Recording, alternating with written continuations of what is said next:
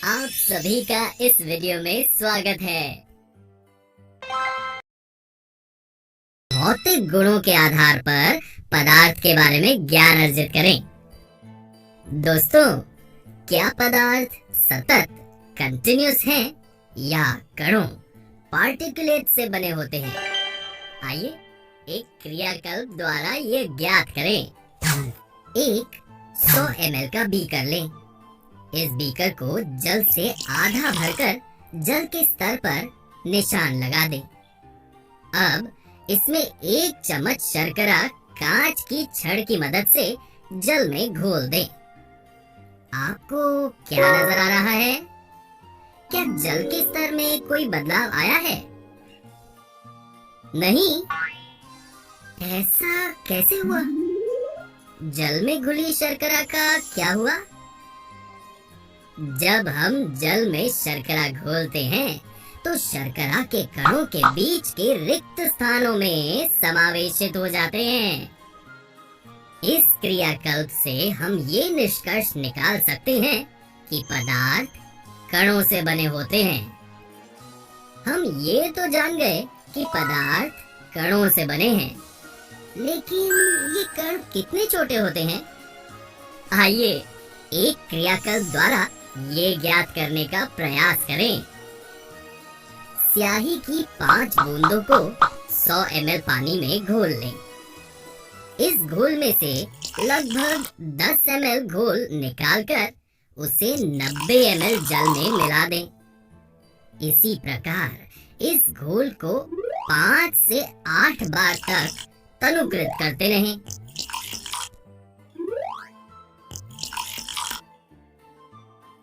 आपको क्या नजर आता है कि जल अब भी रंगीन है?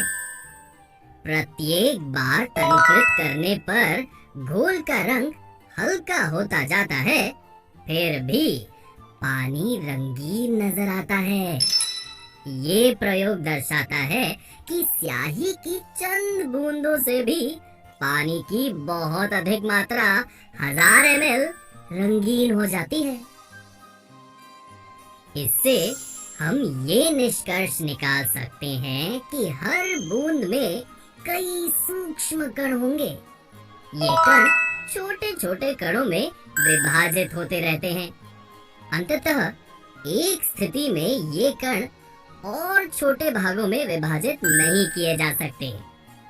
इस क्रियाकल्प द्वारा हम ये कह सकते हैं कि पदार्थ के कण बहुत छोटे होते हैं। आइए अब हम पदार्थ के इन कणों के अभिलाक्षणिक गुणों के बारे में जानें। क्रियाकल्प 1 और 2 में हमने देखा कि किस तरह शर्करा और स्याही के कण समान रूप से पानी में वितरित हो गए। ऐसा इसलिए संभव हुआ क्योंकि एक पदार्थ के कण दूसरे पदार्थ के कणों के रिक्त स्थानों में समावेशित हो जाते हैं। ये दर्शाता है कि पदार्थ के कणों के बीच पर्याप्त रिक्त स्थान होता है। दोस्तों, क्या किसी भी पदार्थ के कण स्थिर होते हैं या निरंतर गतिशील होते हैं? जल से भरा एक बीकर लें। इस बीकर में 2 चम्मच चाय पत्ती डालें और इसे एक ओर रख दें। कुछ घंटों के पश्चात आप क्या देखते हैं? हम देख सकते हैं कि कुछ समय के पश्चात जल का रंग बदल रहा है। अब इस बीकर को यदि गर्म करें तो आप क्या देखते हैं?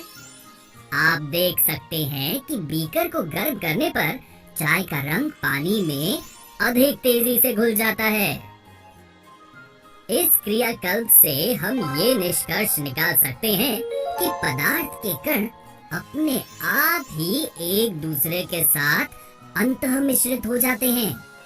ऐसा कणों के रिक्त स्थानों में समावेश के कारण होता है। दूसरे शब्दों में हम कह सकते हैं कि पदार्थ के कण निरंतर गतिशील होते हैं, अर्थात उनमें गतिज ऊर्जा होती है और ये ऊर्जा तापमान बढ़ने पर बढ़ जाती है। 2 विभिन्न पदार्थों के कणों का स्वतः मिलना ही विसरण डिफ्यूजन कहलाता है। आइए अब हम कणों के अंतिम अभिलाक्षणिक गुण के बारे में चर्चा करें। इसे भी हम एक क्रियाकल्प द्वारा समझने का प्रयास करेंगे। एक तांबे की तार, ईंट का टुकड़ा और एक रस्सी लें। इन पर हथौड़ा मारकर, काटकर या खींचकर उसे भंगुर करने का प्रयास करें। क्या ये आसान था? नहीं। लेकिन क्यों? क्योंकि पदार्थ के कणों के बीच एक बल कार्य करता है। ये बल कणों को एक साथ रखता है। दूसरे शब्दों में पदार्थ के कण एक दूसरे को आकर्षित करते हैं। क्या तीनों वस्तुओं को भंगुर करने के लिए समान बल की आवश्यकता है? बिल्कुल नहीं। ऐसा इसलिए क्योंकि पदार्थों के कणों के बीच के आकर्षण बल का सामर्थ्य प्रत्येक पदार्थ में अलग अलग होता है। तो दोस्तों, आशा करते हैं कि अब आपको पदार्थ की रचना और गुणों की अच्छी समझ हो गई है।